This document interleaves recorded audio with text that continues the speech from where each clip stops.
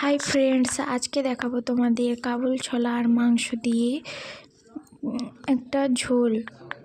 সেটা রুটি দিয়েও খেতে পারো এবং ভাত দিয়ে। প্রথম দেখো তেল দিয়ে দিয়েছি, তারপরে এলাচ, দারচিনি, লবঙ্গ, তারপরে পেঁয়াজ আর কাঁচা লঙ্কা দিয়ে দেবো, তারপরে রসুন দেবো, সবার শেষে দেবো আদা বাটা।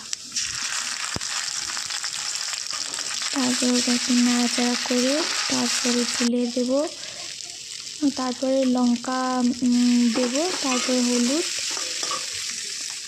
তারপরে চিকেনটা তুলে দেবো। ওটাকে নাড়াচাড়া করতে তারপরে কাবুল ছোলা দিয়ে দেবো, তারপরে সবার শেষে দেবো আলু, তারপরে টমেটো, তারপরে দেবো লবণ, তারপরে সবার শেষে দেবো একটুখানি চিনি স্বাদের জন্য, আর কষিয়ে জল দিয়ে দেবো। তারপর এটা ফুটতে থাকবে, হয়ে এলে নামিয়ে নেব।